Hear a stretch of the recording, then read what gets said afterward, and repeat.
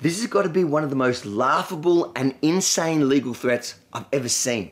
But I have to take it seriously because the lawyer who's taken it on is no joke. Listen up. A man who happens to share the same name as a dead terrorist has made a legal claim against me for reporting on the dead terrorist's demise. Now, I've always been on Hamas's shit list, but ever since I went to cover the war from the Israel-Gaza border, they've been trying to find a way to take me out and to silence my reporting. They won't succeed, but I need your help in fighting back at supportavi.com. Watch this video all the way through to understand the entire story. Then share it for the world to see the lengths they'll go to silence the truth surrounding the ongoing war. On the 27th of December, while the mainstream media was still pretending that two innocent Australian brothers had simply been caught up in the Israel-Hamas war, I was quickly able to confirm via Hezbollah's own online post that, in fact, at least one of the brothers killed in the Israeli airstrike was one of Hezbollah's terrorists.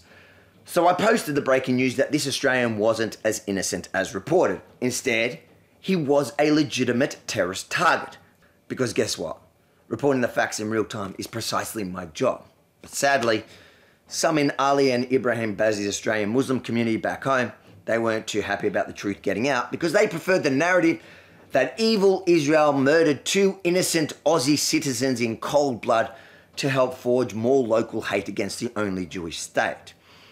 I guess that was to be expected. I wasn't too worried until 2 days into the new year, I was served with this legal document, the first one required to initiate proceedings, claiming that I had defamed another Australian Muslim simply because he shares the same name as the dead terrorist I was reporting on. Let that sink in. Their legal claim against me is for telling the truth about a homegrown Islamic terrorist, Ali Bazi, because another Ali Bazi from Sydney says it defames him. In their concerns notice that you can read for yourself entirely, supportavi.com, read it there and support my fight.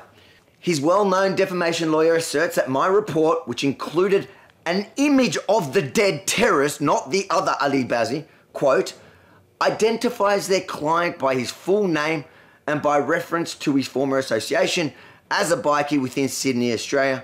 In circumstances where their client is well known within the Sydney Lebanese community, he is readily identified by the publication, even though the photo in my report is of the dead terrorist, making it obvious and clear that I wasn't talking about the man who is now making this legal claim.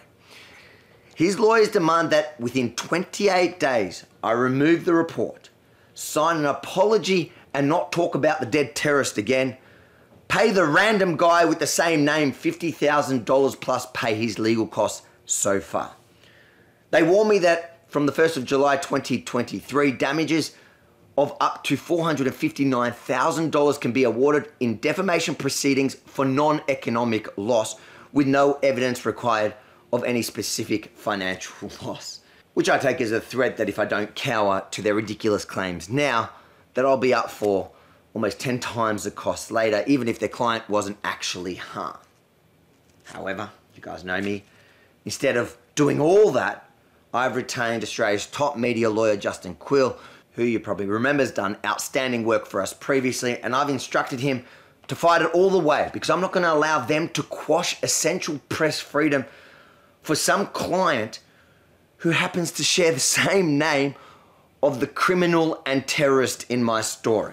But you get what you pay for. Justin doesn't come cheap, so I need your help now at supportavi.com. Even these initial stages of defamation will likely cost more than 5 figures, but I know from experience Justin is worth every cent. Imagine the precedent if I chose to capitulate instead.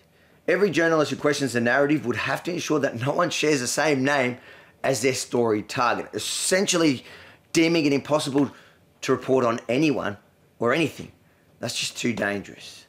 So please, if you're willing and you're able, please give what you can at supportavi.com so I can fight this before it's too late.